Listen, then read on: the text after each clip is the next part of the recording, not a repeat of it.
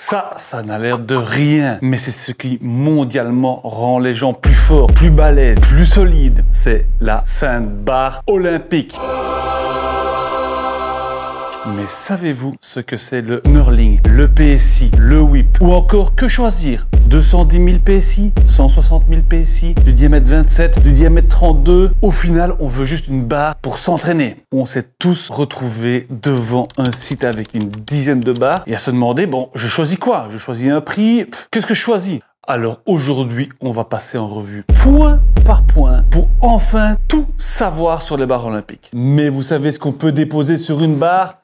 Les S-Cup. Je vais vous la faire courte. Normalement, vous perdez plus ou moins 30% de votre énergie à prendre vos haltères, les ramener là, vous le jetez dans le fond et les sortir d'ici.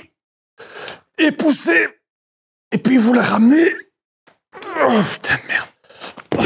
Et voilà, vous avez perdu 30% de votre énergie sur 4 séries. Je peux vous assurer que c'est inutile. Ça pète vos épaules. C'est pas agréable. Alors qu'avec les S-Cup, tu prends... Tu déposes les haltères dedans, tu te positionnes en top, tu déraques, tu pousses, tout doucement, tout simplement, tu reraques, et c'est fini. C'est vrai que ça n'a l'air de rien comme ça, mais je peux vous assurer que ça change tout. Il y a carrément un client qui a marqué en retour produit qu'il avait pris 10 kilos sur la première utilisation. 10 kilos de plus. C'est juste incroyable. Bref, je vais pas la faire trop longue. Les S-Cup sont dans la description, c'est le premier lien. Vous avez 25% jusqu'à épuisement des stocks. C'est l'offre de lancement, j'avais envie de faire une offre de lancement. C'est le sponsor de cette vidéo. C'est toujours mieux que Red Chat de légende. Allez, paf, je vous laisse à la vidéo. Lien en description. Alors bon, déjà, pourquoi on appelle ça barre olympique? Remontons un peu dans le temps. En 1896, l'haltéro fait sa grande entrée dans les JO d'Athènes. 2 exos, une barre au-dessus de la tête avec une main, une barre au-dessus de la tête avec 2 mains. À cette époque, rien n'est standardisé, c'est de l'artisanat. On prend une barre, on y fout des poids et YOLO. Il faudra attendre 1905 que la fédération d'haltéro nous impose une standardisation des barres. Bon, ce qui paraît logique parce que si tout le monde commence à ramener sa propre barre, ça va vite être le bordel. Et de là sont apparues les fameuses cotations que normalement on connaît tous. 2,20 m, 20 kg pour les hommes, 2 mètres et 1 cm, ouais c'est précis, je sais pas pourquoi, mais bref, et 15 kg pour les femmes. Ce sont les dimensions qui sont toujours répandues à nos jours dans toutes les disciplines où il faut soulever du poids. Le crossfit, le power, la musculation, le bodybuilding. Bref, là où il faut soulever du poids, il y a sûrement une barre olympique qui traîne. Et d'ailleurs, chaque discipline a sa propre barre, ses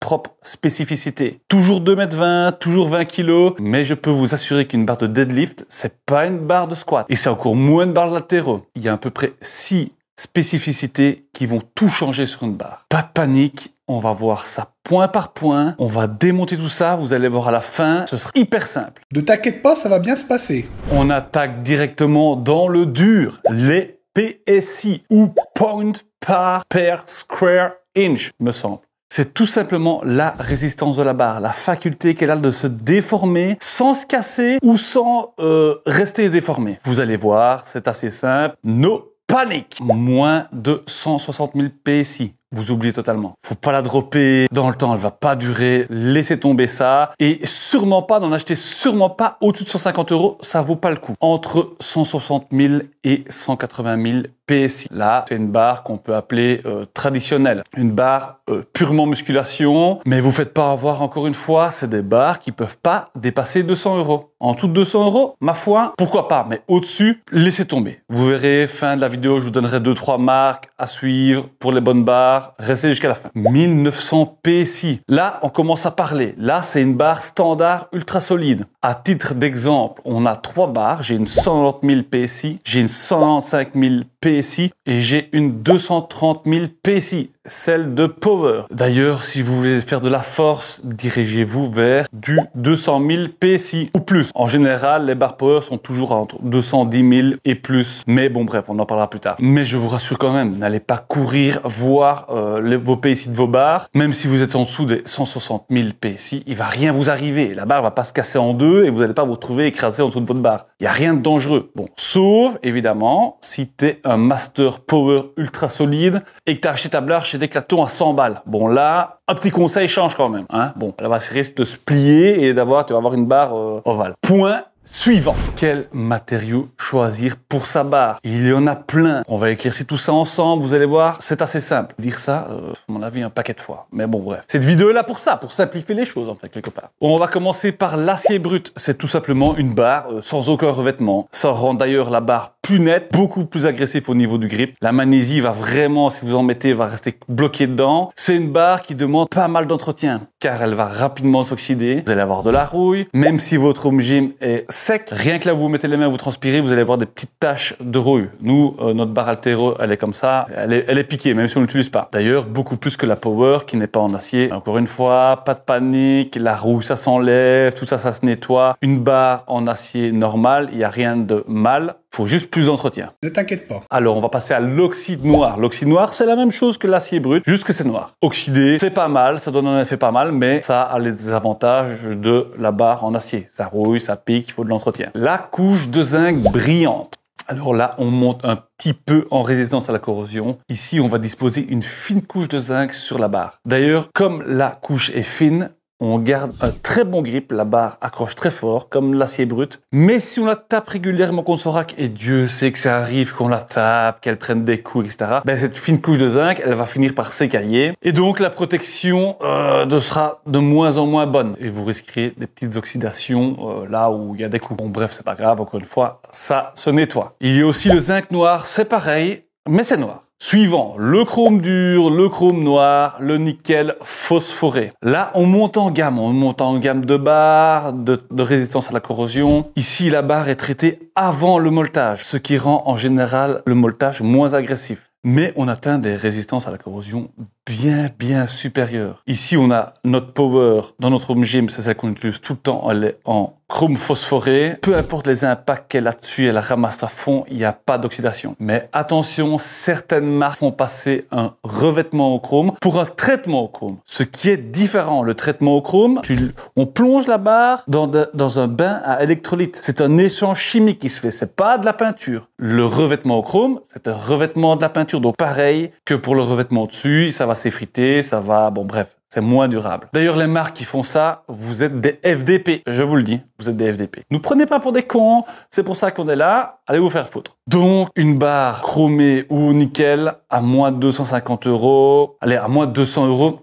Méfiez-vous. Mais bref, je vous parlerai de marques qui en valent le coup à la fin, qui vous baiseront pas. Alors la Cerakote, là, on commence à parler. Peut-être le revêtement le plus durable et le plus fun à mettre sur sa barre. La Cerakote, c'est un revêtement en céramique pulvérisé. C'est aussi d'ailleurs utilisé par l'armée américaine comme revêtement pour leurs armes. Donc, vous imaginez bien que c'est ultra solide, comme le pull. Solide! D'ailleurs, notre barre rouge, elle est faite en Cerakote. Mais, comme vous pouvez le voir, la Cerakote n'a pas forcément bien tenu. C'est pour ça d'ailleurs qu'en fait, il y a plusieurs gammes de Cerakote. La nôtre, elle coûte 230 €. Tu vas chez Rogue, tu as des barres en Cerakote à 500 €. Et d'ailleurs, Rogue et Rep auront une très bonne maîtrise de la Cerakote. Et le revêtement sera, à mon avis, plus durable, mais c'est plus cher. Autre avantage de la Cerakote, c'est le style de la barre. Tu peux te permettre d'avoir plein de couleurs, plein de motifs. Il y a plein de choses différentes. Pas encore forcément tout à fait disponible en Europe, mais à mon avis, ça va arriver. Et aussi, la prise en main est plus agréable, c'est plus soyeux. Le grip est légèrement plus doux. Et là, il nous reste qu'un revêtement, c'est l'acier inoxydable. Bon, là, on est sur le haut de gamme. C'est des barres ultra chères, ultra haut de gamme. D'ailleurs, je pense qu'Athletica en fait une magnifique qui peut rester dehors toute l'année. Tu peux carrément aller nager avec ta barre, elle bougera jamais. Les matériaux, c'est fini. Vous avez vu, en fait, au final, c'est assez simple. Putain, il fait froid. Je suis frigorifié. Allez, let's go. Là, on va parler du whip.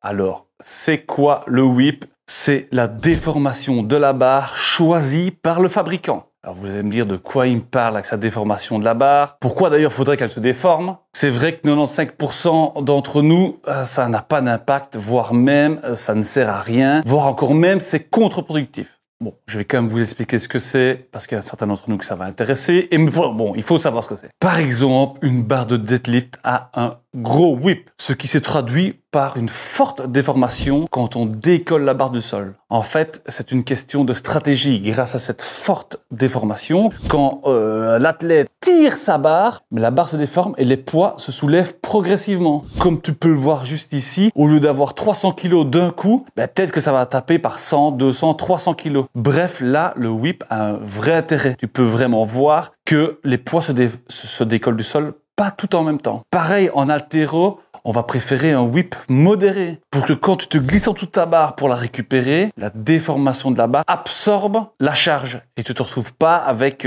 tout le poids d'un coup qui tombe sur les épaules. Comme tu peux le voir d'ailleurs dans cette vidéo, les mots vaut mieux. Non, les images valent mieux que 1000 mots. Bon, par contre, en squat, on préfère un whip nul. La barre va quand même se déformer légèrement avec le poids, mais le whip est nul. On veut pas que la barre commence à jouer. On veut un maximum de stabilité. On veut pas avoir un rebond, quoi. On veut pas avoir une barre on veut pas tanker, on n'est pas sur un bateau. Bref, le whip, c'est ultra important quand tu es un athlète spécifique qui manipule des charges lourdes. Tu peux très bien avoir une barre normale et avoir une barre, par exemple, spécialisée dans le deadlift chez toi. Si tu aimes bien le deadlift, fais-toi plaisir. Bon, par contre, si tu ne prends qu'une barre, assure-toi que cette barre n'est pas un whip élevé ou modéré. Modéré à la limite encore, mais si tu benches lourd, ça va vite te casser les pieds que ta barre, elle bouge. Hein. Allez hop, point suivant et point très important d'ailleurs. On va attaquer le diamètre du manche, la grosseur. En général, l'épaisseur d'une barre pour un homme, c'est entre 28 et 29 mm.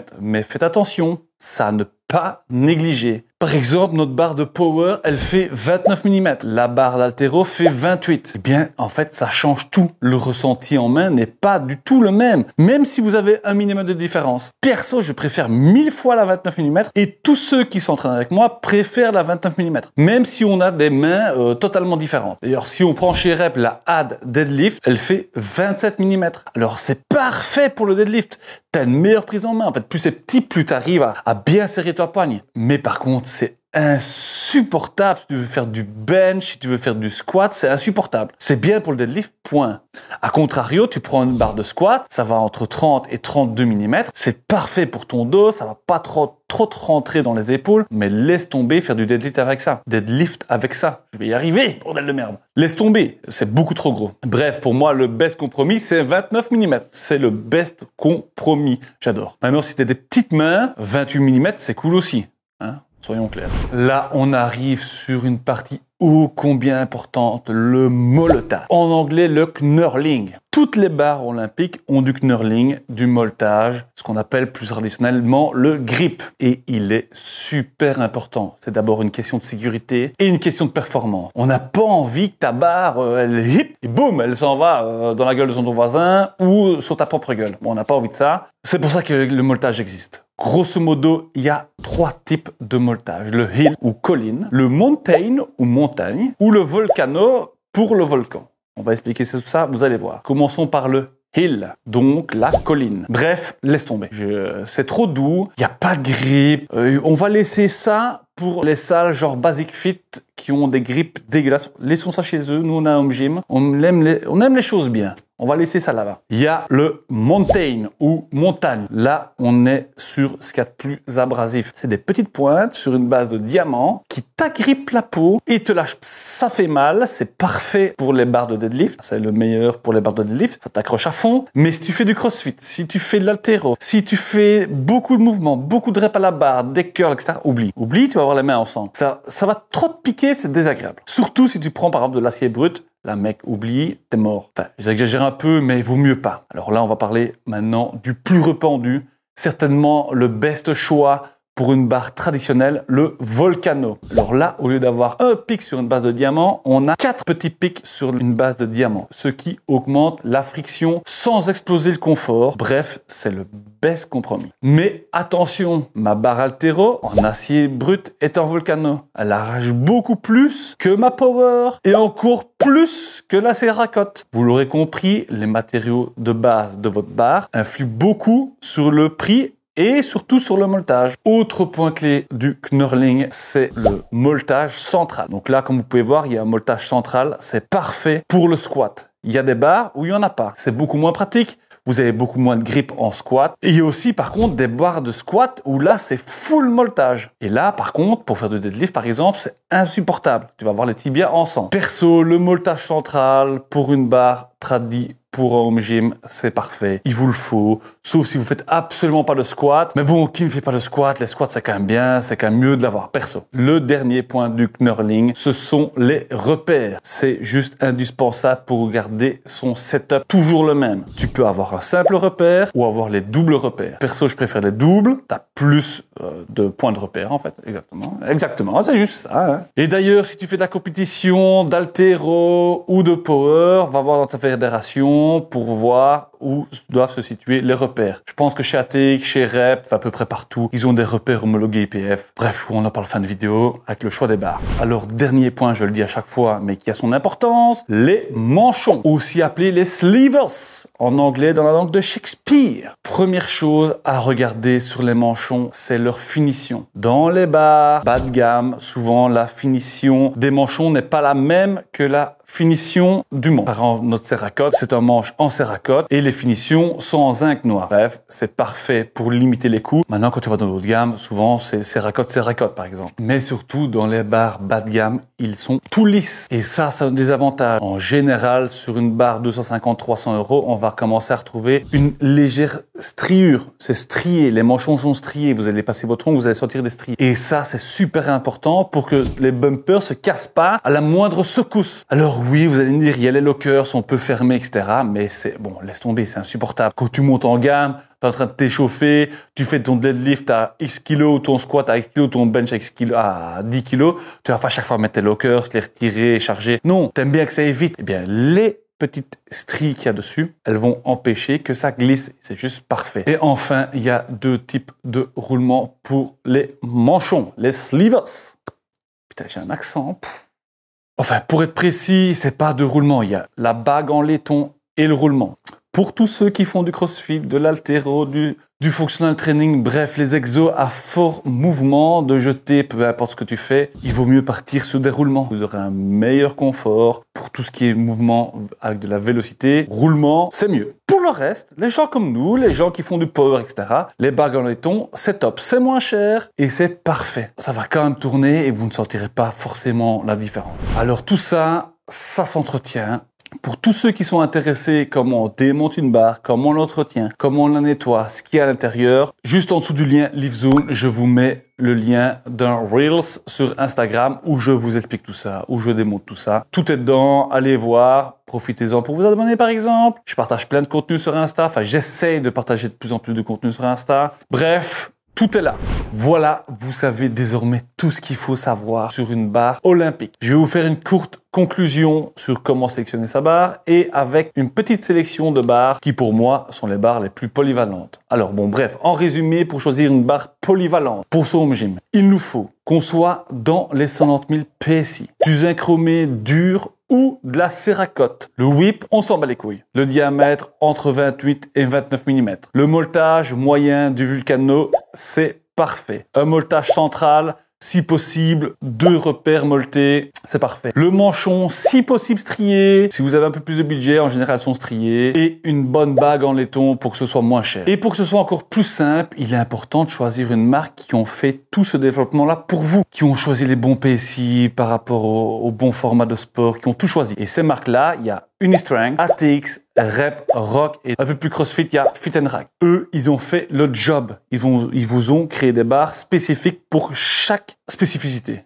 Bon, bref, je répète spécifique tout le temps, mais vous l'aurez compris, ils vous ont fait ce qu'il fallait. Par exemple, chez Unistrength, il y a l'UF Power Zeus version Cerakote à 299 €. Elle a tout ce qu'il faut. Vous avez la Rep, la Double Black Diamond Power Bar, 305 €. Elle a tout ce qu'il faut. Pour tout ce qui est barre spécifique, deadlift, squat, haltéro, je vous conseille ATX, Rep, Rogue, ne serez pas vous tromper. Ces 3 marques-là, encore une fois, elles ont fait la réflexion. La barre de deadlift, tout est pensé. Le whip, le grip, tout. Tout est pensé. Vous n'avez même pas à vous tracasser. Et pour des énormes pecs avec un mouvement ultra efficient, vous avez LiftZone. Lien en description. Allez, bisous. Paf, ça dégage. Boum. Des bisous et plein d'amour.